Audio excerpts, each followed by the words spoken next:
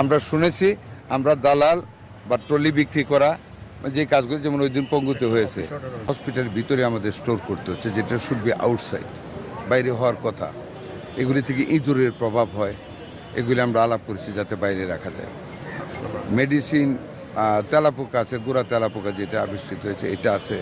এটা শেষ করতে হলে একেবারে টোটাল রুগীকে আউট করতে বা কুয়েট করতে হয় ফ্রম দ্য রুম, এখান থেকে সরিয়ে ব্যাকএন্ড করে তারপরে দিতে, এটা অনেক সময় সম্ভব হয় না। ধরেন আমি যদি খুব ফ্র্যাঙ্কলি বলি, আগে যেরকম আসতেই দেখতাম শত শত তেলাপোকা দৌড়াদৌড়ি করতেছে, I didn't found that scenario today. তেলাপোকা দেখেছি বাট সংখ্যায় কম, আরও কন্ট্রোল করতে হবে। মেডিসিন সব পাচ্ছে না রুগীরা, এটা একটা কমপ্লেন আছে। অনেক সুন্দর, এটা একজন প্রাইভেট লোক করে দিয়েছে, ডোনেট করেছে।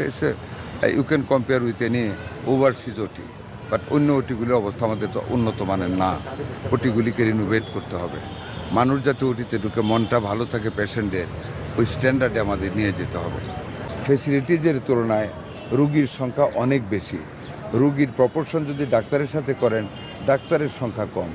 ওটি আছে ডেলি, দিন রাতেও অনেক সময় ওটি, যেমন ওটিতে আমাকে বলে অ্যানেস্থেসিস কম, তার সাপোর্টিং বয়েজ মানে আদার ফোর্থ গ্রেডের কর্মচারী কম, স্টাফ কম, সার্ভিস দিতে পারে না, তার ভিতরে ম্যানেজ করে যাচ্ছেন।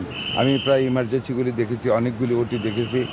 ওটি যেইভাবে ওটি স্ট্রাকচার আছে সেই তুলনায় ওটি পরিষ্কার আছে, বাট ওটির যে স্ট্যান্ডার্ড হওয়ার কথা সেই স্ট্যান্ডার্ডের ওটি আমাদেরগুলি না। একটা মাত্র ওটি আছে যেটা ইন্টারন্যাশনালি ইউ ক্যান কম্পেয়ার, যেটা আমি বললাম একজন প্রাইভেট লোক করে দিয়েছে, এটা আমি সেন্সে নিয়ে গেলাম। আমরা চেষ্টা করবো ওটিগুলিকে ওইভাবে রূপান্তরিত করার, যাতে করে রুগীরা উঠিতে গেলে মনটা ভালো হয়ে যায়, যেন একটা ভালো জায়গায় আছি। আমরা শুনেছি আমরা দালাল বা ট্রলি বিক্রি করা যে কাজগুলো যেমন ওই দিন পঙ্গুতে হয়েছে, হ্যাঁ একটা অফিস অর্ডার হয়েছে, আমরা এগুলি কঠোর হস্তে দমন করবো। আমরা এই যে আজকে আসলাম, আরও দেখবেন আসবো আমরা ইনশাল্লাহ, এগুলি দমন করে ফেলবো, ওই দালালি বন্ধ করে ফেলবো একেবারে।